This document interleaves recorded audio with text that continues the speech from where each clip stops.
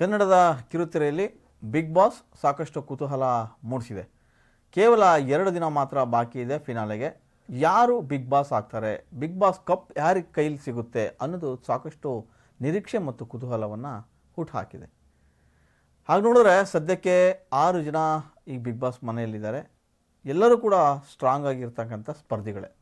ಅದರಲ್ಲೂ ಯಾರು ಗೆಲ್ಲಬಹುದು ಅನ್ನೋ ಲೆಕ್ಕಾಚಾರಗಳು ಕಳೆದ ಒಂದು ವಾರದಿಂದ ಕೂಡ ನಡೀತಾ ಇದೆ.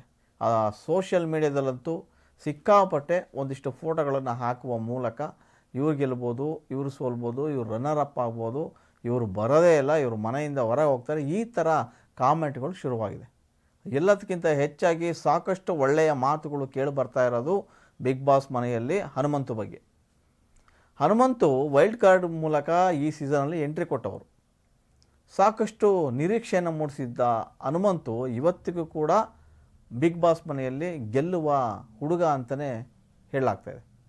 ನಾನು ಯಾಕೆ ಈ ಮಾತು ಹೇಳ್ತಾ ಇದ್ದೀನಿ ಅಂತಂದರೆ, ಸ್ವತಃ ಬಿಗ್ ಬಾಸ್ ಅವರೇ ಹನುಮಂತುಗೆ ಮೆಚ್ಚುಗೆಯನ್ನು ಸೂಚಿಸಿದ್ದಾರೆ. ಹನುಮಂತು ಹೀರೋ, ನಮ್ಮ ಧೀಮಂತ ಆಟಗಾರ ಅಂತ ಹೇಳುವ ಮೂಲಕ ಅಲ್ಲಿನ ಇರ್ತಕ್ಕಂಥ ಎಲ್ಲ ಸ್ಪರ್ಧಿಗಳಿಗೂ ಕೂಡ ಅಚ್ಚರಿಯನ್ನು ಮೂಡಿಸಿದ್ದಾರೆ.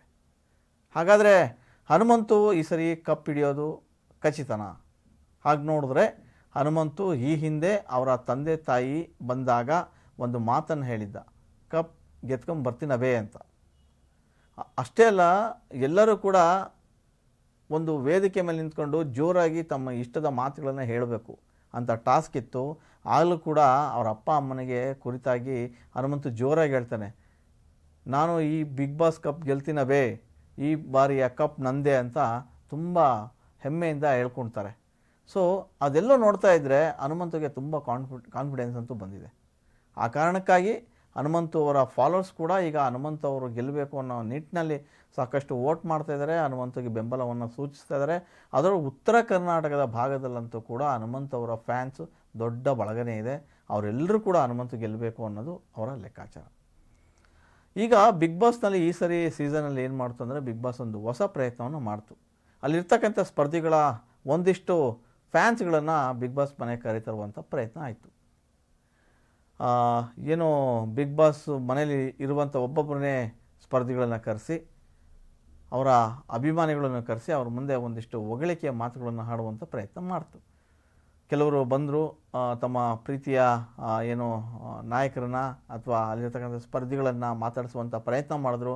ಅಭಿಮಾನಿಗಳು ಹೊಗಳಿಕೆ ಕೊಟ್ಟರು. ಅವೆಲ್ಲ ಮಾತುಗಳಿಂದ ಸ್ಪರ್ಧಿಗಳು ಖುಷಿಯಾದರು. ಅದರ ಜೊತೆಗೆ ಹನುಮಂತು ಬಗ್ಗೆ ಕೂಡ ಯಾರು ಮಾತಾಡದಿದ್ರೂ ಕೂಡ ಬಿಗ್ ಬಾಸ್ ಅವ್ರ ಬಗ್ಗೆ ಮಾತಾಡಿದೆಯಲ್ಲ, ಅದು ತುಂಬ ಸಾಕಷ್ಟು ಕುತೂಹಲವನ್ನು ಕೇಳಿಸಿರುವಂಥದ್ದು. ಹನುಮಂತು ಆರಂಭದಲ್ಲಿ ಒಂದು ಟಾಸ್ಕಲ್ಲಿ ಮಾಡುವಾಗ ತುಂಬ ಸುಸ್ತಾಗಿ ಬಿದ್ದುಬಿಡ್ತಾನೆ. ಆಗ ಸುತ್ತಲೂ ಸುತ್ತುವರೆದಂಥ ಸ್ಪರ್ಧಿಗಳು, ಈಗ ನಿಮ್ಮ ಹೀರೋ ಏನು ಮಾಡ್ತಾನೆ ಅನ್ನೋ ಪ್ರಶ್ನೆಗಳನ್ನು ಕೇಳ್ತಾರೆ. ಸೊ ಹನುಮಂತು ನಿಧಾನವಾಗಿ ತಮ್ಮದೇ ಬುದ್ಧಿವಂತಿಕೆಯಿಂದ ಪ್ರಾಮಾಣಿಕವಾಗಿ, ನಿಷ್ಠುರವಾಗಿ, ನೇರವಾಗಿ ಆಟ ಆಡ್ತಾರೆ. ತಮ್ಮ ದೋಸ್ತ್ ಅಂತನೂ ಕೂಡ ನೋಡದೆ ದೋಸ್ತನ್ನು ಕೂಡ ನಾಮಿನೇಷನ್ ಮಾಡುವಂಥ ಪ್ರಾಮಾಣಿಕತೆನ ಅಲ್ಲಿ ಹನುಮಂತು ತೋರ್ತಾರೆ. ಅಲ್ಲಿ ಕಪಟ ಇಲ್ಲ, ಮೋಸ ಇಲ್ಲ, ಇನ್ನೊಬ್ಬರ ಜೊತೆಗೆ ಗುಂಪುಗಾರಿಕೆ ಮಾಡಲಿಲ್ಲ. ಹನುಮಂತು ನೇರವಾಗಿರ್ತಕ್ಕಂಥ ವ್ಯಕ್ತಿ. ಅವನನ್ನು ಮುಗ್ಧ ಅಂದರು, ಆದರೆ ದಡ್ಡ ಅಂದರು. ಆದರೆ ಅವನು ಮುಗ್ಧ ದಡ್ಡ ಆದ್ರೂ ಕೂಡ ಅತಿ ಬುದ್ಧಿವಂತ ಅಂತ ತೋರಿಸ್ದ.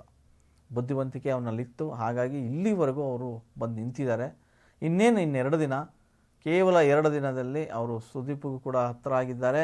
ಸುದೀಪ್ ಅವ್ರನ್ನ ವೇದಿಕೆ ಮೇಲೆ ಕರೆದು ಬಲಗಡೆ ನಿಲ್ಲಿಸಿ ಅವರ ಕೈ ಎತ್ತುತ್ತಾರೆ ಅನ್ನೋ ನಂಬಿಕೆ ಎಲ್ಲರಲ್ಲೂ ಇದೆ. ಆ ನಿಟ್ಟಿನಲ್ಲೇ ಸಾಕಷ್ಟು ಜನ ಈಗ ವೋಟ್ ಮಾಡ್ತಾಯಿದ್ದಾರೆ, ಸಾಕಷ್ಟು ಕಾಮೆಂಟ್ ಮಾಡ್ತಾಯಿದ್ದಾರೆ. ಹನುಮಂತು ಈ ಬಾರಿ ಬಿಗ್ ಬಾಸ್ ಗೆಲ್ತಾನೆ ಅನ್ನೋ ಲೆಕ್ಕಾಚಾರ ಸಾಕಷ್ಟು ಬಂದಿದೆ. ಹಾಗಾದರೆ ಹನುಮಂತು ಒಂದು ವೇಳೆ ಬಿಗ್ ಬಾಸ್ ಗೆಲ್ಲದೆ ಹೋದರೆ ಯಾರು ಬಿಗ್ ಬಾಸ್ ಕಪ್ಪನ್ನು ಗೆಲ್ಲಬಹುದು? ಈ ರೀತಿಯ ಪ್ರಶ್ನೆಗಳು, ಈ ರೀತಿಯ ಲೆಕ್ಕಾಚಾರ ಕೂಡ ಈಗ ಶುರುವಾಗಿದೆ.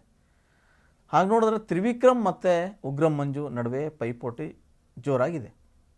ಅವರ ಇಷ್ಟೂ ದಿನಗಳ ಏನು ಬಿಗ್ ಬಾಸ್ ಆಟನ ಆಡ್ಕೊಂಬಂದರು, ಅವರಿಬ್ಬರ ವೈಯಕ್ತಿಕ ಮತ್ತು ವ್ಯಕ್ತಿತ್ವದನ್ನು ಎಲ್ಲರೂ ನೋಡ್ಕೊಂಬಂದಿದ್ದಾರೆ. ಯಾರು ಚೆನ್ನಾಗಿ ಹಾಡಿದ್ದಾರೆ ಅನ್ನೋದು ಎಲ್ರಿಗೂ ಗೊತ್ತಿದೆ. ಸೊ ಇಬ್ಬರ ನಡುವೆ ಕೂಡ ಈಗ ಪೈಪೋಟಿ ಬೀಳುವಂಥ ಸಾಧ್ಯತೆ ಇದೆ. ಹಾಗೊಂದು ವೇಳೆ ಈ ಇಬ್ಬರ ನಡುವೆ ಒಬ್ಬರು ಬಂದರೂ ಕೂಡ ಒಬ್ಬರು ರನ್ನರ್ ಅಪ್ ಆಗಬೇಕು. ಆದರೆ ರನ್ನರ್ ಅಪ್ ಆಗೋದು ಹನುಮಂತು ಅಂತ ಹೇಳಲಾಗ್ತಾಯಿದೆ. ಒಂದು ಕಡೆ ಹನುಮಂತು ಬಿಗ್ ಬಾಸ್ ಕಪ್ ಹಿಡಿದ್ರೆ, ಉಗ್ರ ಮಂಜು ಬರ್ತಾರೆ ಅಂತ ಹೇಳ್ತಾರೆ. ಇಲ್ಲ ಹನುಮಂತು ಬಿಗ್ ಬಾಸ್ ಆದರೆ ಈ ಕಡೆ ತ್ರಿವಿಕ್ರಮ್ ಜೊತೆಗಿರ್ತಾರೆ ಅಂತ ಕೂಡ ಹೇಳ್ತಾರೆ. ಈ ಮೂವರ ನಡುವೆ ಪಕ್ಕಾ ಫೈಟ್ ಆಗ್ತಾ ಇದೆ. ಸೊ ಈ ಮೂವರೇ ಬಿಗ್ ಬಾಸ್ ಫೈನಲ್ ಅಂತಿಮಕ್ಕೆ ಬಂದು ನಿಲ್ತಾರೆ. ಸೊ ಕೊನೆಗೆ ಸುದೀಪ್ ಯಾರ ಕೈ ಹಿಡಿದು ಮೇಲೆತ್ತುತ್ತಾರೆ ಅನ್ನೋದು ಭಾಳ ಕುತೂಹಲಕ್ಕೆ ನಿಂತಿದೆ. ಒಂದು ಅಚ್ಚರಿ ವಿಷಯ ಏನಂತಂದರೆ, ಹನುಮಂತು ಇಷ್ಟು ದಿನ ಏನು ಆಟ ಆಡ್ಕೊಂಬಂದರು, ಅವ್ರು ತುಂಬ ನಿಯತ್ತಾಗಿ ಆಡಿದರು, ನೇರವಾಗಿ ಆಡಿದರು, ಎಲ್ಲರನ್ನೂ ಬಾಯಿ ತುಂಬ ಅಣ್ಣ ಅಂತ ಕರೆದ್ರು, ಅಕ್ಕ ಅಂತ ಕರೆದ್ರು, ಯಾರಿಗೂ ಕೂಡ ಗೇಮ್ ಆಡೋಕ್ಕೆ ಹೋಗಲಿಲ್ಲ. ಸೊ ಅವರ ನಿಯತ್ತಿನ ಆಟನೇ ಇವತ್ತು ಇಲ್ಲಿವರೆಗೂ ಅವ್ರನ್ನ ಕರ್ಕೊಂಬಂದು ನಿಲ್ಲಿಸಿದೆ ಅಂತಲೇ ಹೇಳ್ಬೋದು. ಬಿಗ್ ಬಾಸ್ ಹಿಂದೆ ನೋಡಿದಂಗೆಲ್ಲ ಸಾಕಷ್ಟು ಗುಂಪುಗಾರಿಕೆಗಳು ನಡೀತಾ ಬಂದವು, ಮ್ಯಾನ್ ಹ್ಯಾಂಡ್ಲಿಂಗ್ ಕೂಡ ನಡೀತಾ ಇತ್ತು. ಆದರೆ ಹನುಮಂತು ಅವು ಯಾವ ಉಸಾಬರಿನೂ ಬೇಡ ಅಂತ ತಮ್ಮಿಷ್ಟಕ್ಕೆ ತಾವು ಆಟ ಆಡ್ಕೊತ ಬಂದರು. ಆಟದ ಜೊತೆ ಮನೋರಂಜನೆ ಕೂಡ ಮಾಡಿದ್ರು, ಮನಸ್ಸಿಗೆ ಬಂದಂಥ ಹಾಡುಗಳನ್ನ ಹಾಡಿದರು. ಅಲ್ಲೇ ಹಾಸ್ಯ ಕವಿಯ ರೀತಿಯ ಅಲ್ಲೇ ಹಾಡು ಕಟ್ಟಿ ಹಾಡೋಕ್ಕೆ ಶುರು ಮಾಡ್ತಾರೆ. ಅದು ಒಂದು ರೀತಿಯ ಮನೋರಂಜನೆ. ಇನ್ನು ಅವರ ಆಟ ಕೂಡ ಅಷ್ಟೇ ಅದ್ಭುತವಾಗಿತ್ತು.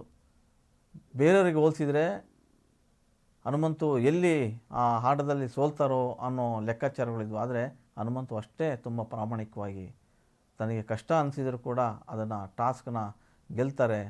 ಆಮೇಲೆ ಕ್ಯಾಪ್ಟನ್ಶಿಪ್ ಆಗ್ತಾರೆ. ಕ್ಯಾಪ್ಟನ್ಶಿಪ್ನಲ್ಲಿ ಸಾಕಷ್ಟು ಚೆನ್ನಾಗಿ ಅವರು ನಿರ್ವಹಣೆ ಮಾಡ್ತಾರೆ. ನೇರವಾಗಿ ಫಿನಾಲಿಗೆ ಹೋಗುವಂಥ ಅವಕಾಶವನ್ನು ಪಡ್ಕೋತಾರೆ. ಈ ಎಲ್ಲದನ್ನು ಗಮನಿಸಿದಂಥ ಬಿಗ್ ಬಾಸ್ ಅವರ ಮೆಚ್ಚುಗೆಯ ಮಾತುಗಳನ್ನು ಆಡುವ ಮೂಲಕ ಮತ್ತಷ್ಟು ಉತ್ತೇಜನ ತುಂಬಿದೆ, ಉತ್ಸಾಹ ತುಂಬಿದೆ. ಹಾಗಾಗಿ ಹೊರಗಡೆ ಕೂಡ ಈಗ ಹನುಮಂತನದೇ ಹವಾ ಶುರುವಾಗಿದೆ. ಹನುಮಂತನಿಗೆ ಅದೃಷ್ಟ ಇದೆ. ಸೊ ಈ ಬಾರಿ ಕಪ್ ಗೆಲ್ತಾನೆ. ಮತ್ತು ಒಂದಿಷ್ಟು ಜನ ಕಾಮೆಂಟ್ಗಳು ಮಾಡ್ತಾನೆ, ಹನುಮಂತು ಕಪ್ ಗೆದ್ದರೆ ಅವ್ರ ಅತ್ತೆ ಮಗಳನ್ನ ಮದುವೆ ಆಗ್ತಾರೆ, ಅತ್ತೆ ಮಗಳನ್ನ ಕೊಡಬೇಕು ಅಂತೇಳಿ ಕೇಳ್ತಾರೆ. ಆ ನಿಟ್ಟಿನಲ್ಲಾದರೂ ಅವ್ರು ಹನುಮಂತು ಕಪ್ ಗೆಲ್ಲೇಬೇಕು. ಹಾಗಾಗಿ ಕಪ್ ಗೆಲ್ಲುವಂಥ ಎಲ್ಲ ಚಾನ್ಸಸ್ಸು ಹನುಮಂತಗಿದೆ ಅಂತ ಹೇಳ್ತಾರೆ. ಸೊ ಆದರೂ ಎಲ್ಲೋ ಒಂದು ಕಡೆಗೆ ಅಪ್ಪಿ ಆದರೂ ಇಲ್ಲಿ ತ್ರಿವಿಕ್ರಮ್ ಮತ್ತು ಮಂಜು ಬಂದು ವೇದಿಕೆ ಮೇಲೆ ನಿಲ್ಲುವಂಥ ಸಾಧ್ಯತೆಗಳು ಕೂಡ ಇದೆ. ಇಬ್ಬರ ನಡುವೆನೂ ಪೈಪೋಟಿ ಇದೆ. ಇಬ್ಬರ ನಡುವೆ ಯಾರು ಗೆದ್ದರೂ ಕೂಡ ಇಲ್ಲಿ ಅಚ್ಚರಿ ಇಲ್ಲ. ಆದರೆ ಸದ್ಯಕ್ಕೆ ಓಡ್ತಾ ಹೆಸರು ಹನುಮಂತು.